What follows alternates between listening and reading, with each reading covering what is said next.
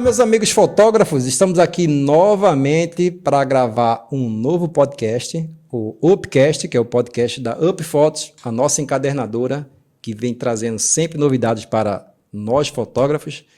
E hoje eu tenho um convidado que eu já queria muito trazê-lo aqui, e foi fácil. Quando eu chamei ele de cara, disse, bora, só dizer o dia, a hora, já estou com a roupa de ir. E é um cara que eu gosto muito, até porque ele é meu primo, e é o Felipe Fagundes, um dos fotógrafos em destaque em Recife. Não é isso, Felipe? Amém, amém. Muito obrigado pelo convite. Estou muito honrado de estar aqui com você. Você que foi um propulsor para mim lá no começo, ainda é hoje em dia. Aprendo muito com você, com a sua pessoa, com a sua fotografia. Então, não poderia deixar de estar aqui aceitando esse convite. É uma honra para mim. Muito obrigado. Que bom. Geralmente a gente começa perguntando, e aí, como é que foi o seu começo em fotografia? Como é que você começou? Mas assim, eu vou dar uma resumida que começou num vídeo, né? Trabalhava fazendo vídeo Isso. lá para a Link Digital. Aí a pergunta é o seguinte, o que te levou? Porque assim, se já era cinegrafista da Link Digital, podia só sair e montar a sua produtora de vídeo, começar a fazer vídeo de casamento, já que você fazia muito vídeo. O que te levou a não fazer vídeo e fazer fotografia? Na verdade, eu comecei na fotografia, passei pouquíssimo tempo, né, com teu irmão, com o Linaldo, que também me ensinou muito. E aí já fui para a Link porque era mais legal fazer vídeo naquela época, porque a gente filmava com câmeras fotográficas. Fiquei lá durante 7 anos. E a Isabela, né, que era a dona de uma casa de festas aqui em Recife, falou, por que tu não fotografa? Tu não começasse fotografando? E botou essa pulga na minha orelha. Plantou essa semente. Plantou. E em 2015, eu consegui fechar o primeiro casamento. E aí foi meio que por estar um pouco saturado de filmagem, não na filmagem, mas sim da edição. Que a edição, você sabe que é uma edição mais trabalhosa, são várias câmeras, áudios e tem tudo envolvido. Então eu fui para um lado que fosse menos trabalhoso e acabei gostando muito e fiquei. E estou até hoje. Porque a fotografia, como eu digo, a fotografia é apaixonante. Né? Você verdade. quando começa, aí você não quer mais parar de fotografar. Assim, na nossa família a gente tem esse sangue da fotografia, tem muitos fotógrafos na família, inclusive a gente de vez em quando tem esse problema, né? Soares, não sei se contigo não há doutor no nome Soares, mas de vez em quando alguém, Soares, tu tá no casamento tal dia, não sou eu, chega a dar aquele frio na barriga, quando eu tô no casamento, Soares, cadê você? Aí sou eu não, aí é Arthur Soares, enfim. Mas mesmo com tudo isso, na fotografia tem muito de a gente se inspirar em alguém, ter alguém que você vê assim, porra, que legal, que bacana o trabalho desse cara e eu vou querer seguir por esse nicho aí. Teve alguém assim que tem uma referência? Eu acho que na minha vida as referências elas foram mudando, né, na fotografia. A primeira foi você e aí depois dela foi Everton Rosa, que era o seu mentor naquela época, né? Foi o seu mentor durante um tempo. E hoje Rodolfo Santos é uma grande referência para mim. Ele atingiu locais e conseguiu chegar em locais que eu quero chegar com a minha fotografia e com a minha empresa, né? Eu não encaro a fotografia muito com esse amor e encantamento. Eu encaro a fotografia como uma empresa, um negócio. Mas que por trás desse negócio, logicamente, tem o sonho de uma noiva, né? Que a gente tem que cuidar disso da melhor maneira possível. Então, Rodolfo Santos hoje é, sim, uma referência, não só ele, mas a esposa dele, que está por trás ali dele também, fazendo toda a parte estrutural de vendas, de marketing. São pessoas que me inspiram muito, que eu quero chegar no local onde elas chegaram. Falando nisso, assim, você tem ele como referência, tá? Sim. E a gente vê que o Rodolfo Santos, ele é um cara que trabalha com um ticket muito alto de cliente. Sim. E eu observo também que aqui no Recife, você já está alcançando, está galgando esse caminho e tem feito bons casamentos realmente grandes, casamentos que, assim, enche os olhos de alguns fotógrafos que querem fazer esse tipo de casamento, né? Estar naqueles locais. E qual seria o ponto fundamental para dizer assim, vamos dizer, eu vou começar a fotografar hoje, Felipe, eu não queria estar fotografando aqueles casamentos menores. Não que seja ruim, porque todo casamento vai ter que ter um fotógrafo, mas tem que ter alguém que atenda aquele público. E tem fotógrafo, esse fotógrafo que quer atender só aquele público, aqueles casamentos menores, num campo, na praia, tal, aqueles mini wedding, mas enche os olhos também para querer fazer Sim. esses casamentos maiores. Qual seria o caminho para alcançar esse ticket de cliente mais alto? Eu vou repetir as palavras que você me disse quando eu comecei.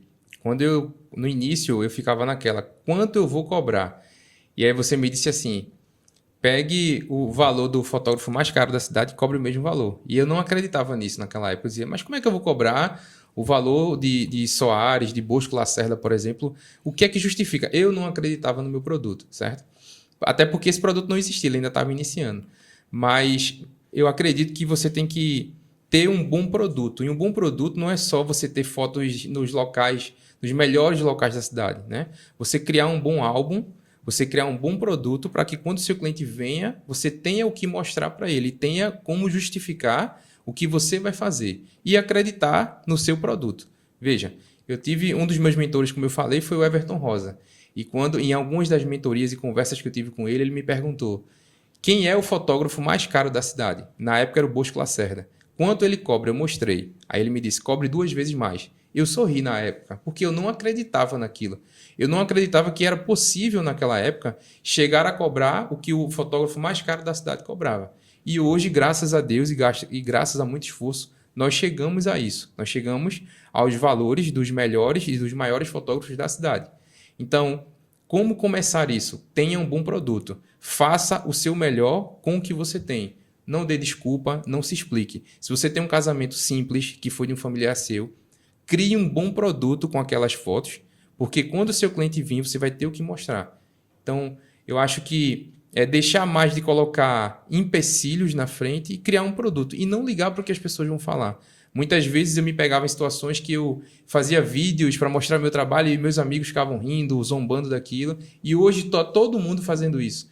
Então, naquele momento me atrapalhou. Por quê? Porque eu escutava que as pessoas ficavam zombando, ficavam criticando. Não ligue para isso. Eu acho que esse também é uma dica que eu dou. Faça o seu melhor. Não se explique, mas chegue na hora, faça o seu melhor e crie um produto, porque os clientes eles vão vir. E quando eles vierem, você vai estar preparado para atender eles. Isso que você falou num advento assim, quando começou muito a coisa do Instagram, de se posicionar muito no Instagram, e eu via muito pessoal do digital dizendo isso, dizer, ó, vai fazer uma história, não, porque a pessoa fica com vergonha, fazer um vídeo fica com vergonha, você fica com vergonha dos seus amigos. Isso, exatamente. Mas aqueles seus amigos é o que não vão comprar de você. Exatamente. Né? Quando você bota essa cabeça, tá, vão me zoar, mas não vão, primeiro vão me zoar, depois vão me imitar.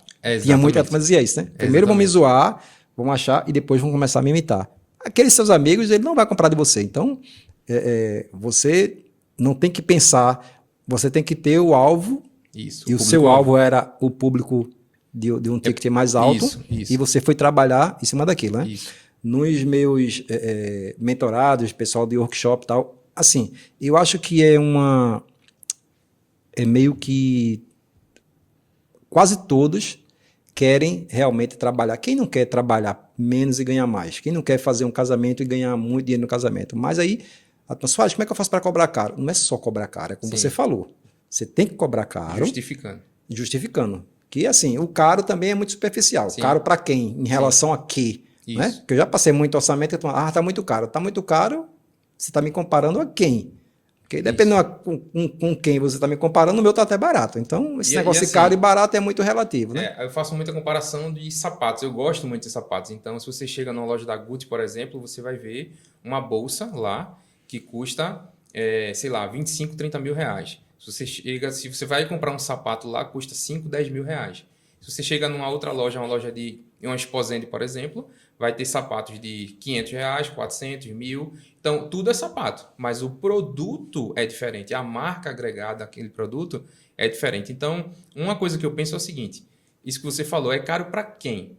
Não é porque um álbum, por exemplo, eu vendo um álbum por R$1.000, eu vou dizer, caramba, mas R$1.000 é um preço de um salário mínimo, é muito caro, certo? Não é porque você não pode pagar R$1.000 que o seu cliente não vai poder. Então, eu acho que um pensamento legal é aquele de esse produto aqui não vai ser para mim, vai ser para um cliente.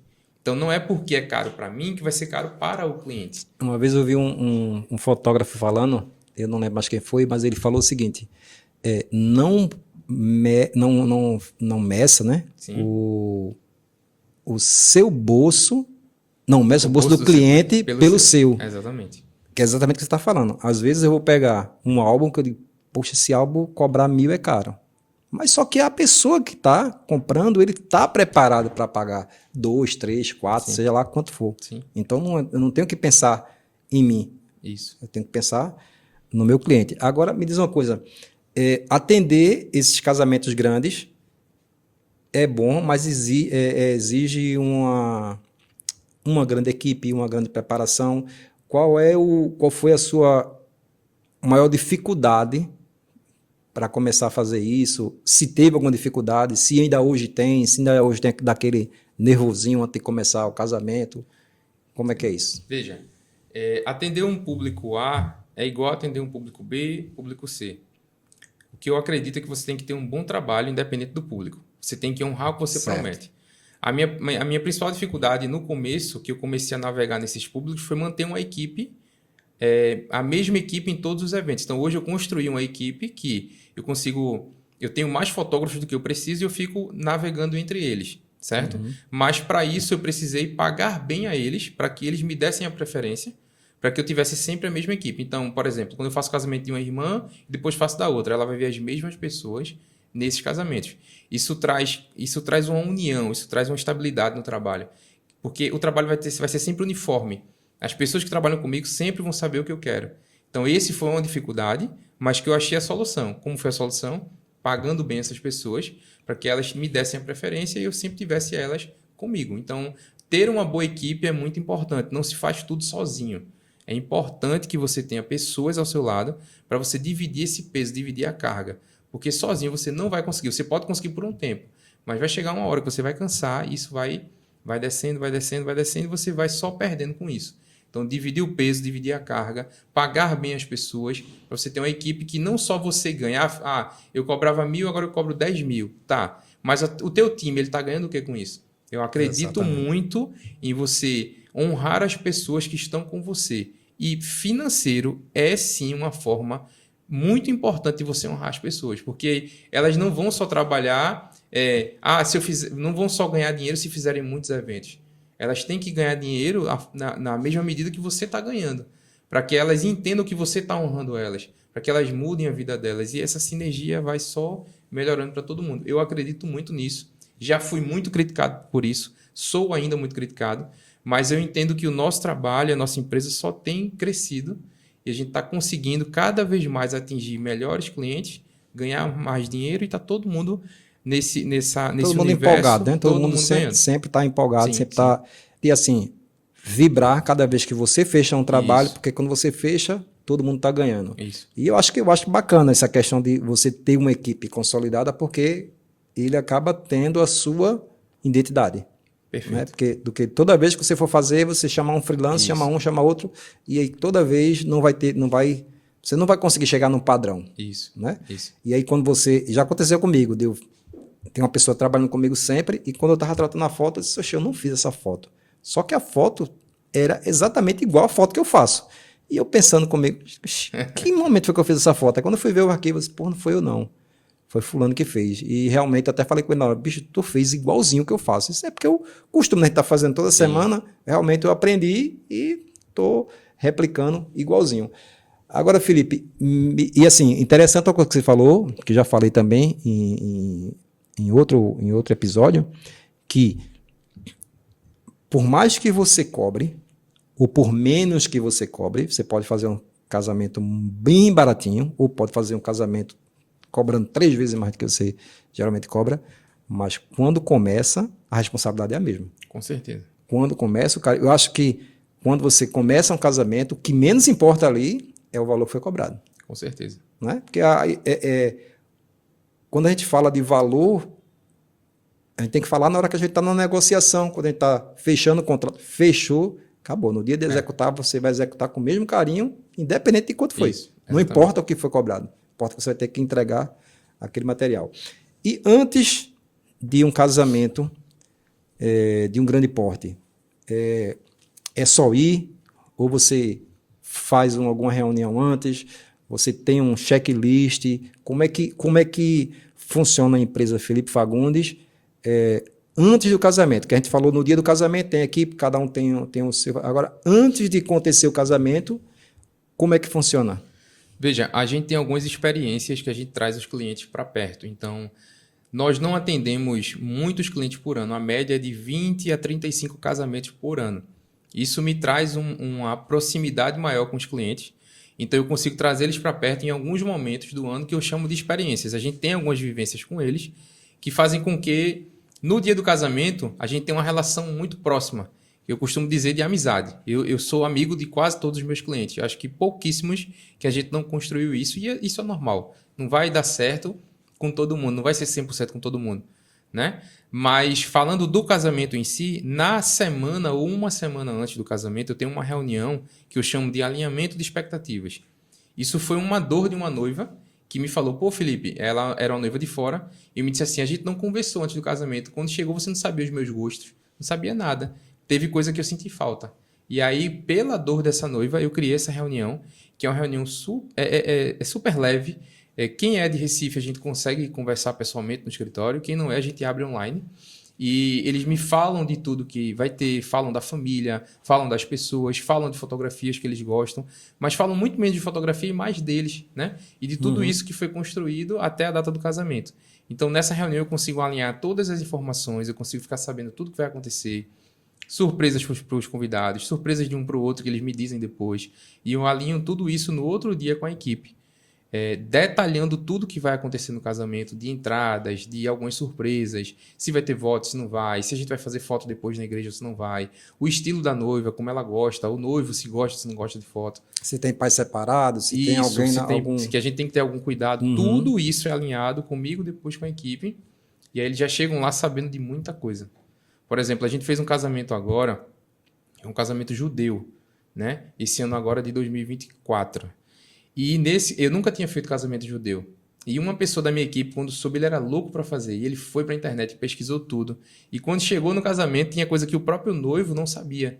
E o noivo fazia assim, tu sabe disso? Ele sei, pô. E ele explicou ao noivo, né? Porque a noiva que era dessa religião. Então isso é muito importante. E foi um ponto que ele falou, caramba, a tua equipe sabia coisas que nem eu sabia da religião da minha esposa agora, né?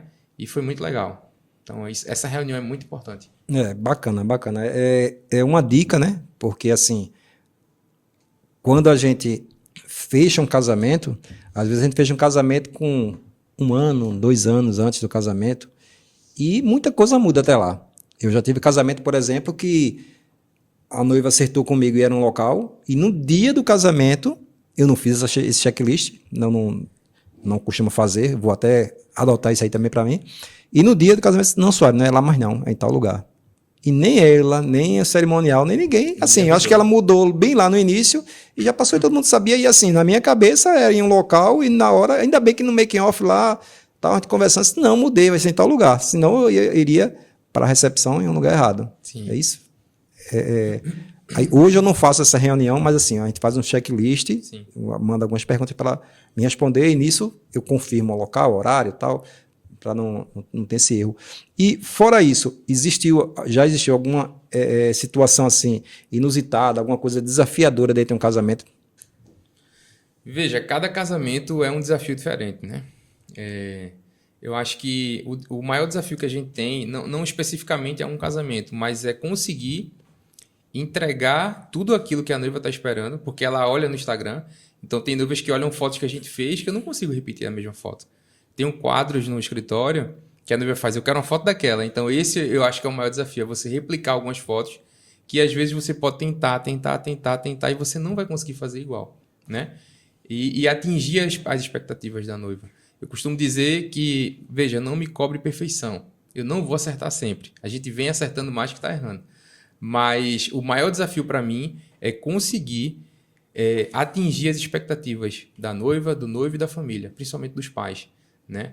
São expectativas altíssimas. E a fotografia, eu costumo dizer o seguinte, a gente só tem noção do valor que aquilo tem depois que passa o casamento. Porque um dia depois, a noiva já quer foto. E ela quer foto de tudo. Então, muitas vezes, se a gente pensasse nisso antes de fechar, a gente mudasse algumas coisas na nossa metodologia, não só de preço, mas do valor que a gente dá ao nosso trabalho, né?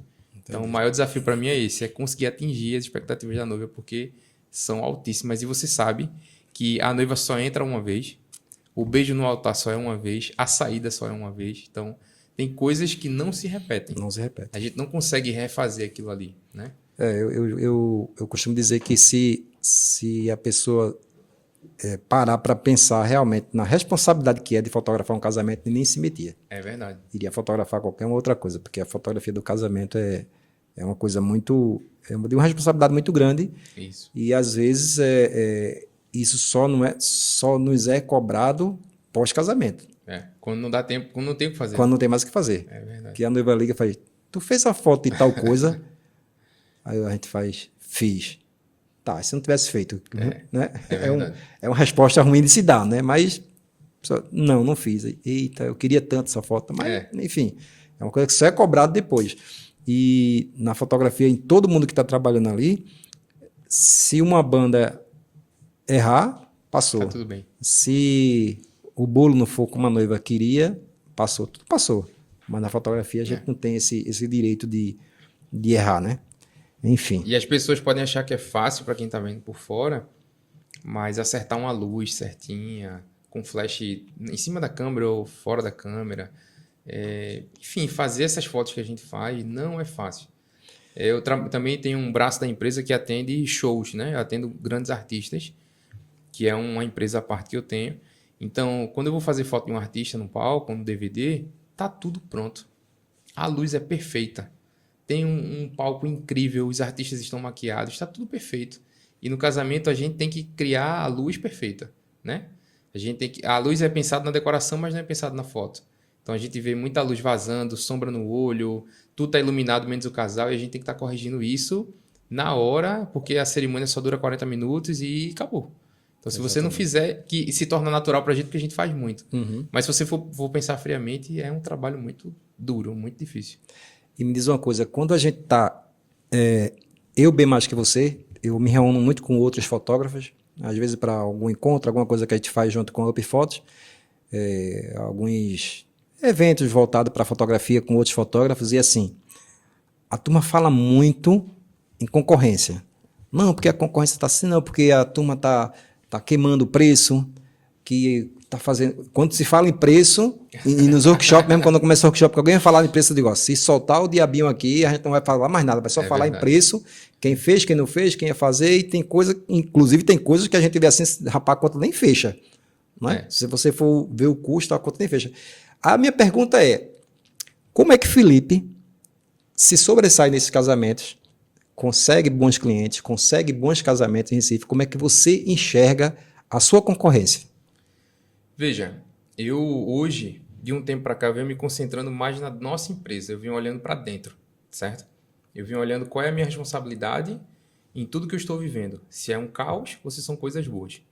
Então, eu deixei de me preocupar com o fora, porque eu acredito que se eu fizer um bom trabalho, por exemplo, se você atende um cliente que ele paga R$1 e você vai estar naquele casamento, dali vão vir clientes que vão querer pagar R$1, porque é o relacionamento que aquele cliente tem. Se você consegue chegar num público A, ele vai ter amigos, familiares que são de um grupo A. Então, naturalmente, quando você cobra um valor X, 2X ou 3X, você vai trazer esses clientes para você. Então, eu entendendo isso, eu me preocupo em prestar um bom serviço, prestar um bom trabalho. Porque o preço que você cobra, ele sendo alto ou baixo, ele traz pessoas, mas ele também afasta pessoas. Se você cobra um valor, por exemplo, R$100 mil para fotografar um casamento, você vai afastar muita gente, mas você vai aproximar também muita gente. Então, eu me preocupo nisso, no que eu devo fazer para entregar um bom trabalho, prestar um bom serviço, fazer tudo nos prazos e, naturalmente, aquela noiva ela vai falar para as amigas dela que se gostarem do que viu no dia e gostarem das fotos, elas vão vir. E ela vai vir sabendo já, porque ela vai falar com a amiga dela, quanto é que foi que tu pagou? Tanto, tá, ela já vai vir sabendo, aí ela vai tentar negociar e a coisa vai funcionar. Logicamente que quando a gente for escalando o preço, a gente vai afastando muita gente. Então, aguentar esse processo é difícil, não é fácil. Mas acredite, a coisa funciona. Então, você tem que saber onde você está e onde você quer chegar. Isso. No meu caso era o seguinte, qual foi a minha estratégia? Na época, lá atrás, eu sempre fechava 40 casamentos no ano, quando eu comecei a girar mesmo, né? Vamos dizer assim. Aí eu pensava, pronto, quando eu fechar 30, eu vou aumentar o preço. Aí eu aumentava. Aí no outro ano era a mesma coisa. Quando eu conseguia fechar o mínimo que eu precisava para sobreviver, eu aumentava o preço, até chegar onde a gente chegou hoje. Meu maior objetivo é porque eu pensava, caramba, como é que Soares, Bosquinho, Edinaldo Bispo e entre outros grandes fotógrafos conseguem cobrar esse preço e essa galera daqui, que era onde eu estava, não consegue. Por quê? Qual é a diferença? Todo mundo aqui sabe fotografar. Mas eu ficava nessa luta na minha cabeça. Então, eu sempre foquei nos maiores e eu queria chegar o mais próximo possível deles e chegar mais perto deles logo. Porque eu não entendia como é que 10, 15 anos vocês sendo líder de mercado e as pessoas estão cobrando metade do valor de vocês. Então, essa foi a minha maior inspiração para conseguir chegar e a gente chegou, graças a Deus. E o mercado é muito louco pelo seguinte, não só na fotografia, como acho que em todas as áreas de mercado, nem sempre quem se destaca é o melhor. Sim. Não é porque um fotógrafo ele cobra um valor 3 vezes mais do que o meu, que ele é 3 vezes melhor do que o meu. Tem pessoas que estão lá naquele meio ali que você disse Perfeito. Que estava e estava tentando sair, que tem um trabalho muito bom, Perfeito. Mas não consegue sair dali. E eu já falei para alguns fotógrafos em palestra mesmo o seguinte, tem cliente para todo mundo. Exatamente. Aí o que acontece? Se eu sou um fotógrafo que eu cobro, vou dizer um valor, eu cobro R$4.000 em um casamento com álbum, com tudo, eu cobro 4.000. Certo? Eu vou ter um monte de cliente que vai querer meu serviço. Sim. Mas se tem um cliente que está fazendo um casamento, que ele está gastando, vamos lá, 500 mil no casamento dele, se ele chega para um item, outro, quando chega no fotógrafo que é 4.000, ele não vai querer. Quer dizer, peraí, eu estou investindo 500 mil no meu casamento, eu não vou querer um fotógrafo provavelmente. Que cobra 4.000. Aí ele pode pegar um outro fotógrafo que não tem um trabalho tão bom quanto esse que cobra 4.000, Sim. Mas que ele cobra 12. E vai dizer, opa, isso aqui tá bom. Se ele viu lá 4, 5, 5,5, 4, tá, e 12, opa, vou querer isso aqui, de 12. Porque tá dentro da realidade dele, sim. não é? Eu tenho um exemplo muito, muito bom disso. Tenho 2 exemplos, na verdade. Um é de um curso que eu fiz com o Whindersson Nunes. Eu gosto de fazer alguns cursos que são fora da minha realidade. E o Whindersson Nunes falou uma vez assim, no curso.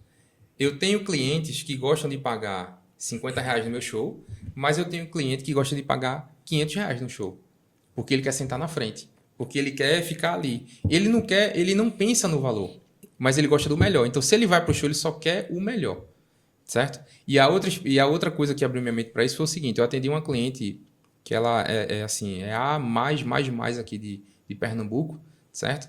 O 15 anos da filha dela. E aí foi uma indicação de um grande fotógrafo aqui de Recife. E ele me disse, o preço está muito baixo, aumente seu preço. Só que na época, eu fiquei, em 2017, isso mais ou menos, eu fiquei naquela, pô, não vou aumentar tanto, e aumentei. Quando ela chegou na minha frente, ela gostou de tudo, mas ela ficou assim, tá, mas está tudo incluso nesse valor? Que ela viu o maior valor. Ou seja, ela achou muito barato. Ela achou muito barato. E o que aconteceu?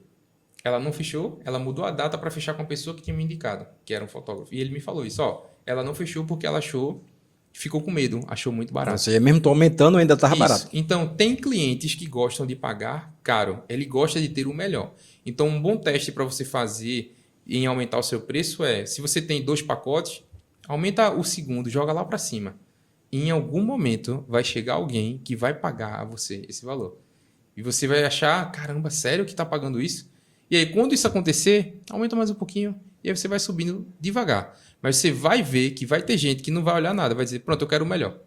Gente, a gente está falando aqui em preço, em aumentar isso, aquilo outro, mas assim, voltando ao que Felipe falou lá do início, não é só preço, isso. Tá? É o preço e o que você está entregando. Não é só o preço, é o que você está entregando. E pegando um gosto disso aí, eu queria que você me falasse agora como é a tua entrega. Você só faz entregando arquivo, é um link, você valoriza o álbum, você vende o álbum junto, vende o álbum depois, dá uma... Eu tenho, no meu trabalho, eu tenho um caminho com cada cliente, eu tenho estratégias. Por exemplo, todos os clientes que fecham com a gente, eles ganham uma Polaroid, uma Instax. Então, muita gente acha assim, mas Felipe, dá uma câmera a todo cliente. Sim, eu dou uma câmera a todo cliente. No fechamento logo. Antigamente era no fechamento, mas as noivas começaram a se ligar. Então, agora eu dou na reunião final. Na reunião final, ela ganha uma caixa com um álbum que ela pode colar as fotos nesse álbum e uma câmera Polaroid. Beleza? Beleza. Quando eu entrego isso para ela, eu ativo na mente dela o seguinte: caramba, que legal isso aqui. Eu digo, pois é. Inclusive, a gente tem um serviço desse que é dentro do casamento, que é a Experiência Instax, em que todos os seus convidados vão sair com uma foto dessa. E aí ativa na cabeça dela e acreditem, quase 90% das nossas noivas fecham a Experiência Instax. Tem algumas que não fecham, mas quando eu fecho, eu consigo pagar a caixa que eu dei para ela, eu consigo pagar a câmera, eu consigo pagar a equipe e eu consigo ganhar dinheiro. Então, isso é para ativar na mente dela o quanto aquilo é bom. E, naturalmente, ela fecha. Outra coisa, eu vendo filmes de Instax. Então, eu consigo ganhar um cliente para me comprar filme, porque comigo é mais fácil. Eu mando entregar em casa. Então, veja, isso é uma estratégia que, logicamente, que é para agradar meu cliente, mas também é para trazer recursos para a empresa. Certo? Não está obrigando ele a nada. Não estou obrigando a nada, mas todo mundo ganha essa câmera. Tá? Então, eu sempre quis ter algo para eu dar para o cliente quando ele fechava, para ele lembrar de mim. Então, essa caixa tem a minha logomarca em cima. Essa caixa brilha, é uma caixa brilhosa, linda. Fica na casa dela, provavelmente exposta. Os amigos dela começam a ver e começam a ver que sou eu. Mas teu fotógrafo te deu isso, então chama a atenção. Naturalmente, ela posta no Instagram, então isso também chama atenção e é bom para mim. Esse é o primeiro movimento. O segundo movimento é alguns acontecimentos que a gente faz durante o processo para trazer o cliente para dentro, para fazer foto, para vender álbuns. Então, por exemplo, no Dia das Mães, eu sempre trago os clientes e faço fotos de Dia das Mães no estúdio, sem cobrar nada a ninguém. Mas eu oferto um álbum para eles e quase todo mundo faz o álbum. E aí a gente consegue potencializar as vendas nisso. A entrega final, ela é digital, ela é por drive, mas eu também entrego um pendrive dentro de um case especial com a nossa logo, sempre com a nossa logo, sempre para que as pessoas que veem, caramba, olha quem fez, está aqui. E, no final, o álbum. E na entrega do álbum, eu sempre oferto um presente para o cliente. Eu digo, o que é que você quer? Você quer fazer um quadro desse aqui? Ou você quer um mini álbum desse aqui? O mini álbum é uma réplica do álbum. Quando eu dou essa réplica, eu sempre digo, isso é legal para deixar na tua casa, em cima do centro, e o álbum tu guarda. Quando você quiser ir para algum lugar mostrar um álbum grande, você mostra. Porque às vezes não tem espaço para botar na sua casa. E aí ela gosta da ideia. Então ela diz, beleza, eu vou ficar com esse álbum para mim, então, na minha casa. Mas você também pode dar de presente à sua mãe. E aí, quando eu digo isso, ela compra a ideia, ela me compra mais 2 mini álbuns. Então, com esses 2 mini álbuns, eu consigo ganhar dinheiro, consigo pagar os presentes que eu dei a ela e é tudo venda extra. Tudo pós-venda. Tudo pós-venda. Tudo baseado no negócio. Não existe almoço grátis, né? Eu estou dando a ela, mas, logicamente, aquilo ali tem uma estratégia para que ela compre algo extra para a gente. E álbum é o que eu mais consigo potencializar de venda extra com álbum. Então, assim... É bacana ouvir isso, porque assim, tem muitos fotógrafos que não se ligam em fazer um álbum, entregar um álbum físico. E eu sempre digo o seguinte, que aí a fotografia tem a linha de vida dela é nascer, ser clicado, ser tratado no computador, entregue para a noiva e morre no Instagram. Que postou no Instagram, 8 horas depois já caducou, ela vai postar. Isso. Ela vai postar aí durante 2 semanas, vai lá. E parou de postar. Depois, um ano depois ela vai postar uma foto. Enfim, o seu trabalho se resumiu a isso. Mas aí quando você tem um material impresso que você entrega para ela, aquilo ali virou uma joia de família e vai ficar para ela para sempre. Tem alguma história de você, quando você entregou o álbum, de ter assim uma emoção, de ter alguma coisa assim que te marcou? Tem um casal que hoje se tornou... Eu acho que tem familiares meus que não são tão importantes na minha vida, assim, de presença, quanto eles dois, que é Marília e Gustavo. Não porque tem algum problema, assim, mas porque eles se conectaram muito comigo. No making-off da Marília, não tinha ninguém para levar a avó dela. E aí ela foi no meu carro. Eu tinha acabado de comprar um carro zero, o carro estava com cheiro de novo ainda. Eu disse, eu posso levar se você quiser. Tu pode levar, posso. E aí, quando ela entrou no carro, ela fez, que carro cheiroso, tá vendo, fulaninha? E foi a neta dela também foi com a gente. Tá vendo como ela é cuidadosa com o carro? Mas não era, porque eu tinha comprado o carro há uns 2 dias atrás. E aí eu levei e me conectei muito com ela, com a vozinha dela, Voteca. E aí, na entrega do álbum, o que é que eu fiz? A gente realmente se conectou, tirou foto junto no casamento, enfim. Eu fiz um álbum para a noiva, fiz um álbum para a avó dela, dar de presente, e fiz um álbum para mim. E aí, na entrega dos álbuns, o casal, eles moram em São Paulo, eles estavam aqui. E eu sei que todo domingo, a avó dela, ela ia na missa de Dom Marcelo, lá na mesma igreja que foi o casamento. Então, eu entreguei os álbuns dos dois tanto do casal quanto da vovó, na igreja onde eles casaram, no domingo. E foi maravilhoso, assim, foi algo incrível. E por que eu estou contando toda essa história? Porque quando ela faleceu, ela tinha um diário. E ela escreveu no diário, e as netas pegaram o diário e me mandaram essa foto. Tinha lá um diário assim: hoje o dia foi bem legal. Felipe, o fotógrafo do carro cheiroso, foi lá na igreja me entregar um álbum de Lila e Gustavo. E o álbum tá lindo. E assim, ela narrou tudo do jeito dela, assim. Isso, de fato, me marcou muito. Eu consegui ver ali o quão a fotografia é importante, sabe? E essa história, ela nunca vai morrer, né? Esse álbum tá com a família guardado. Algumas datas do ano eu estou em São Paulo também, né? E eu sempre vou na casa deles. E eles sempre contam essa história, sabe? Então, de fato, isso me marcou muito, assim. Que bacana, que massa. Felipe, o teu trabalho, ele é um trabalho muito clássico, não é isso? Sim. Eu tenho observado que a fotografia tem mudado, e a fotografia muda tempos em tempos, né? E o que é que você acha da fotografia de hoje, do que está sendo entregue hoje, do que essa tendência, se você deve ter notado, a tendência da fotografia está mudando muito mais para aquela pegada de modelo, de Vogue, de essa fotografia mais não clássica, mas uma fotografia mais solta, assim, sem se preocupar muito com a técnica da fotografia. Sim. Né? A fotografia cortando, desfocada, pronto. Foto desfocada mesmo. Ontem mesmo eu fiz uma foto para a noiva, eu desfoquei a foto no Photoshop para mandar para ela. E aí? Ela amou. E aí? Veja, eu particularmente acho que o cliente que eu atendo hoje, ele até gosta disso, mas ele gosta 10% disso e 90% da foto bem feita. Então, eu acredito que é bom você agregar isso na sua equipe, como eu agrego na minha. Eu tenho uma pessoa para fazer esse tipo de coisa, mas eu me mantenho fazendo o bom e o correto. É a foto iluminada, a foto perfeita, a noiva bonita, mostrando o vestido da cor que é o vestido. Eu não uso nenhum tipo de filtro para deixar aquilo ali mais opaco. Eu não acredito que o cliente que eu atendo hoje goste disso. Então, e acredito que gosta dessa coisa, mas gosta pouco. Então, eu coloco uma pessoa na equipe para fazer isso e eu continuo fazendo o que eu faço. Felipe, mas eu estou começando agora, não consigo. Consegue. Você sabe disso, que a gente nós já trabalhamos como 3 pessoas, sendo uma. E a gente conseguiu entregar tudo. Então, se você não tem orçamento para colocar essa pessoa, faça as 2 coisas. Mas primeiro, faça o certo, o perfil. O que é o certo? Existe certo e errado?